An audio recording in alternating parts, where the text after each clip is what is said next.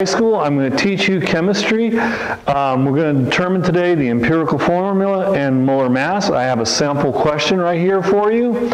I got a compound having the following percent composition: 41.58 carbon, 6.98% hydrogen, 27.71% nitrogen, and 23.74% oxygen. The question: what is the empirical formula and the molecular formula if the molar mass is 606 grams per mole? Well, this is in percent. Well, don't worry. Assume that you have 100 grams of this sample. If you do, these percents drop off and you end up with 41.58 grams carbon, 6.98 grams hydrogen, 27.71 grams nitrogen, and 23.74 grams oxygen. Now, we can't get a molar ratio with mass. There are things that actually weigh nearly the same. It just happened that these percentages gave us these grams. So we need to convert this into particles, or a package of particles, moles. And then from there, we can get a ratio of each atom to each other in respect to this percentage, and hopefully leading to what the molecular formula is. So let's go. Let's convert this to moles. So parenthesis, fraction bar, whatever unit's up top, grams carbon, we want to label it grams carbon, and mole. That means we're going to need our periodic table. So pull it out, and you're going to find that grams per mole, 12 grams per mole for carbon. Hydrogen, pretty straightforward, 1 gram per mole hydrogen.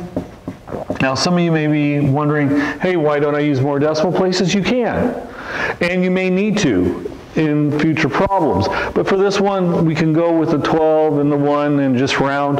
So in other words, for nitrogen, I'm going to use 14 grams nitrogen per mole. Nitrogen, and for oxygen, 16 grams oxygen, mole oxygen. Okay, going to punch these into the calculator, determine these masses. So 41.58 divided by 12 equals 3.465. So 3.465. Don't leave it without a unit. Write a unit. Students will take this and try to do some funky rounding things because they're trying to memorize all kinds of steps. Just let the units guide you. So put the unit. Mole carbon. And if this had more decimal places, I'd go out to about 5 or 6. Hydrogen, this is divided by 1. Pretty straightforward. That's sweet. Nice and fast. Okay, let's divide this guy out. Okay, so that's going to be 27.71 divided by 14. 1.97929 mole. Notice that I'm writing this out. It doesn't waste time. It's quick. You can write your units. Okay, so 23.74 divided by 16.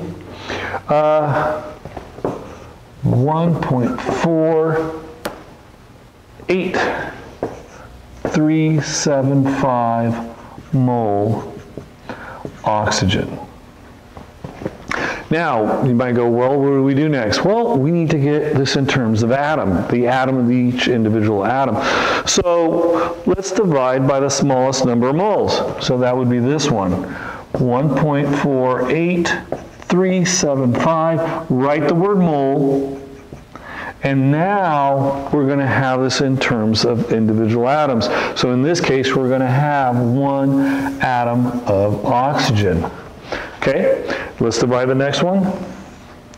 1.48375 mole. Okay, plug that in. 1.97929 divide 1.48375, and really interesting.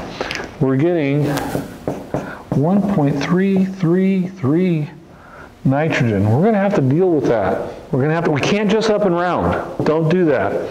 There will be some general rounding, but that's not now, not at all. So 1.48375 mole. Let's cancel that out. And 6.98.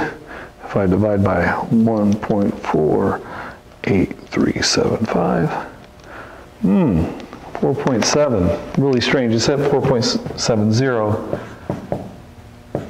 Okay. Hydrogen. Let's tackle the carbon. All right. 1.48375.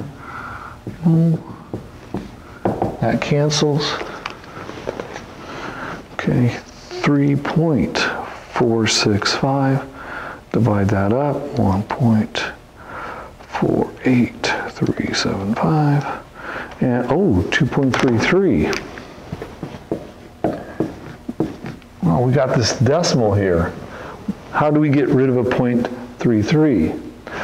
Actually, it's 0.33. That's 1/3. The way to get rid of a 1/3 is to multiply by 3. That will give us a 1. So we can get rid of that by multiplying each one of these by 3. So let's do that.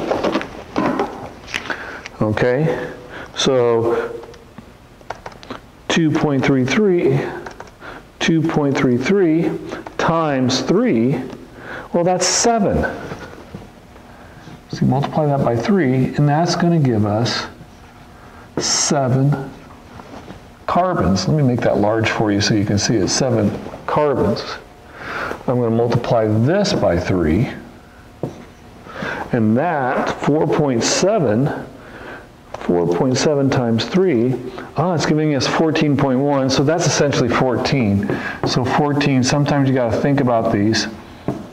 Okay, 1.33, so if you go 1.33 times 3, you're going to get 4.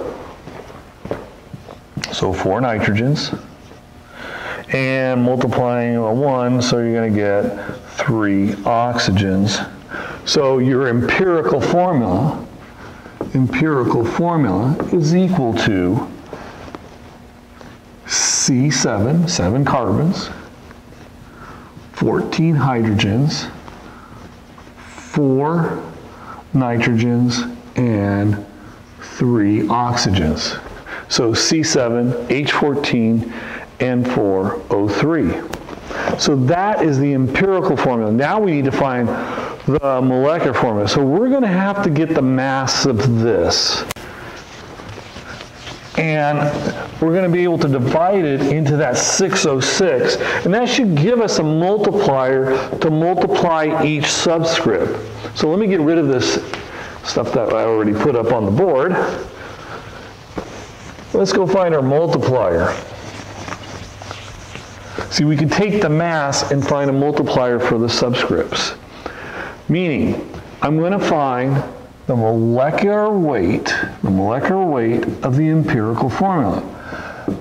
You could do a laundry list and put the units, but that's going to take too long. I recommend just plug in this right into the calculator. 7 times 12, the molar mass of carbon, plus 14 times 1, plus 4 times 14, plus 3 times 16, and you're going to find that this is equal to 202 grams per mole for the empirical formula. We now have the molecular weight of the empirical formula. Well, we also have the molecular weight of the molar mass. Well, we can find a multiplier for those subscripts.